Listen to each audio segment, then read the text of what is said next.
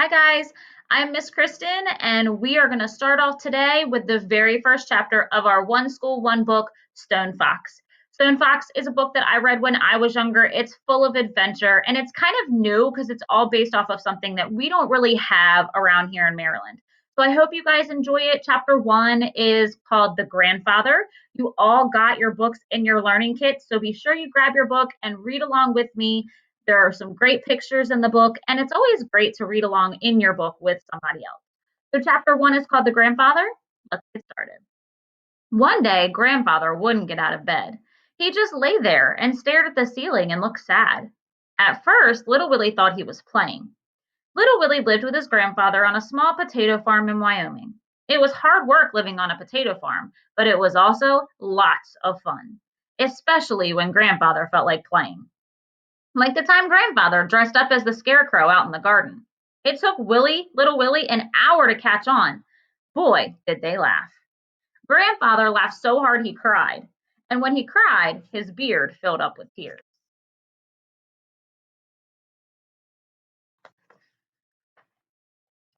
Grandfather always got up real early in the morning, so early that it was still dark outside.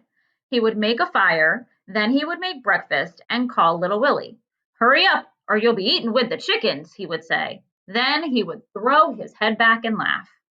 Once Little Willie went back to sleep. When he woke up, he found his plate out in the chicken coop.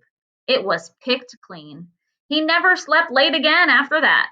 That is, until this morning. For some reason, Grandfather had forgotten to call him. That's when Little Willie discovered that Grandfather was still in bed. There could be only one explanation. Grandfather was playing. It was another trick. Or was it? Shut up, Grandfather, Little Willie said. I don't want to play anymore. But Grandfather didn't answer. Little Willie ran out of the house. A dog was sleeping on the front porch. Come on, Searchlight, Little Willie cried out. The dog jumped to his feet and together they ran off down the road. Searchlight was a big black dog. She had a white spot on her forehead the size of a silver dollar. She was an old dog, actually, born on the same day as Little Willie, which was over 10 years ago. A mile down the road, they came to a small log cabin surrounded by tall trees. Doc Smith was sitting in a rocking chair under one of the trees reading a book. Doc Smith, Little Willie called out. He was out of breath. Come quick! What seems to be the matter, Willie? The doctor asked, continuing to read. Doc Smith had snow white hair and wore a long black dress. Her skin was tan and her face was covered with wrinkles. Grandfather won't answer me, Little Willie said. Probably just another trick, Doc Smith replied. Nothing to worry about. But he's still in bed. Doc Smith turned a page and continued to read. How late did you two stay up last night? We went to bed early, real early. No singing or music or anything. Doc Smith stopped reading. Your grandfather went to bed without playing his harmonica? She asked. Little Willie nodded. Doc Smith shut her book and stood up. Hitch up Rex for me, Willie, she said. I'll get my bag. Rex was Doc Smith's horse. He was a handsome Palomino. Little Willie hitched Rex to the wagon, and then they rode back to Grandfather's farm. Searchlight ran on ahead, leading the way.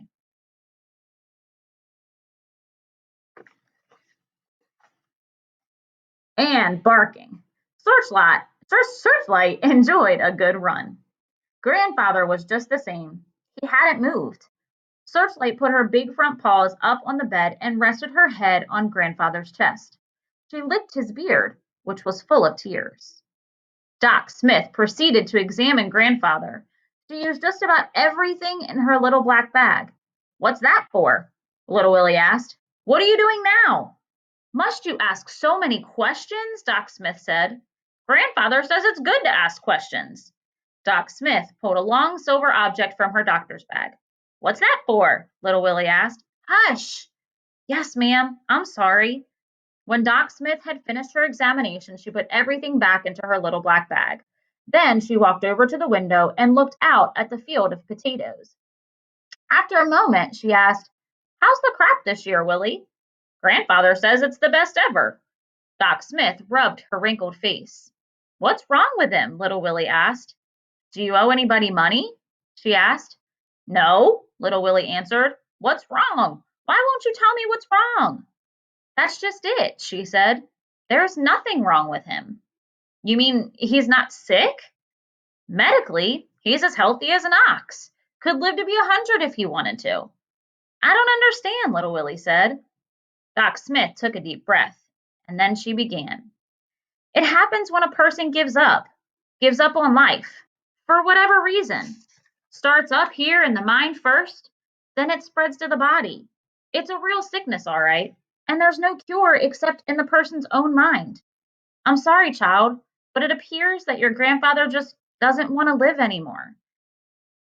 Little Willie was silent for a long time before he spoke. "But what about fishing and the rodeo and turkey dinners? Doesn't he want to do all those things anymore?"